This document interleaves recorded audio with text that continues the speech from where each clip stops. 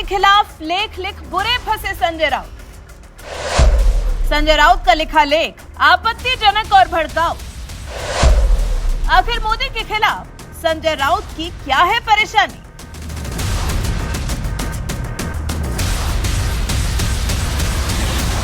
पंडित नेहरू जी के जमाने में भी बहुत से नाली और गटार थे, लेकिन पंडित नेहरू ने यह नहीं कहा कि गटार से गैस निकालकर चाय बनाओ।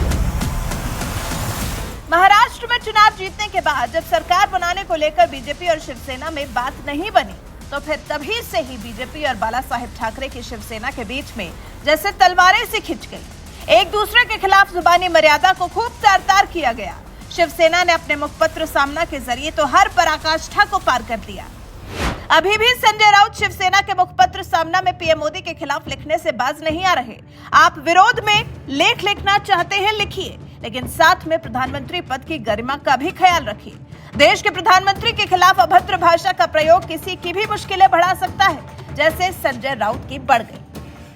मीडिया रिपोर्ट्स के मुताबिक संजय राउत के खिलाफ यवतमाल पुलिस स्टेशन में मामला दर्ज किया गया है। आरोप है कि संजय राउत ने पार्टी के मुखपत्र सामना में कथित तौर पर आपत्तिजनक लेख लिखा है। राउत इस न्यूज़पेपर के एग्जीक्यूटिव एडिटर हैं और जब राउत के न्यूज़पेपर में पीएम मोदी के खिलाफ घटिया भाषा का प्रयोग किया गया, तो फिर बीजेपी नेता नितिन भुटाडा ने मामला भी दर्ज करा दिया। शिकायत के मुताबिक भुटाडा ने दावा किया है कि राउत ने 11 दिसंबर को पीएम मोदी के खिलाफ आपत्तिजनक लेख लिखा। इस मामले को लेकर अधिकारियों ने कहा कि उन्होंने संजय राउत के खिलाफ मामला दर्ज कर लिया है, जिनमें ग्रुप्स के बीच दुश्मनी को बढ़ावा देने जैसे कई मामले हैं। राउत के खिलाफ आईपीसी की धारा 153 ए, 505(2) और 124 ए के तहत मामला दर्ज किया गया है, जिसके बाद से अब राउत की मुश्किलें बढ़ना तय माना जा रहा है, क्योंकि संजय राउत के खिलाफ एफआईआर तो दर्ज हो ही गई है और बीजेपी भी राउत के खिलाफ मोर्चा खोल चुकी है। संजय राउत ने 5 राज्यों में अभी हाल ही में हुए विधानसभा चुनाव, जिसमें पीएम मोदी की अगुवाई वाली बीजेपी ने 3 राज्यों में बहुमत हासिल किया, उस पर विश्लेषण किया। 10 दिसंबर 2023 को सामना डेली में ये विश्लेषण वाला लेख प्रकाशित हुआ, जिस पर बीजेपी ने आरोप लगा दिया कि इस लेख में देश के प्रधानमंत्री नरेंद्र मोदी पर आपत्तिजनक और भड़काऊ बातें कही गई हैं।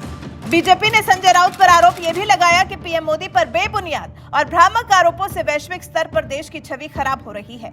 इसी वजह से बीजेपी के जिला संयोजक नितिन भुटाडा ने महाराष्ट्र के यवतमाल जिले में उमरमेड थाने में संजय राउत के खिलाफ शिकायत दर्ज कराई है। अब तय संजय राउत को करना है कि पीएम मोदी के खिलाफ उन्हें अपनी अभद्र सोच को कैसे बोलना या फिर पेपर पर कैसे उतारने से रोकना है, क्योंकि अगर ऐसे ही चलता रहा तो कहीं ऐसा ना हो कि संजय राउत की इतनी मुश्किलें बढ़ जाएं कि फिर हालात बेकाबू ही हो जाएं। वैसे बीजेपी इस बार भी संजय राउत को हल्के में छोड़ने वाली तो नहीं है।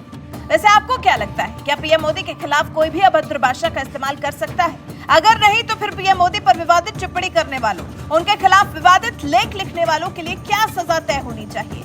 इस बारे में आपके विचार हमें कमेंट कर जरूर बताएं। साथ ही हमारे चैनल को सब्सक्राइब कर बेल आइकन दबाना बिल्कुल न भूलें।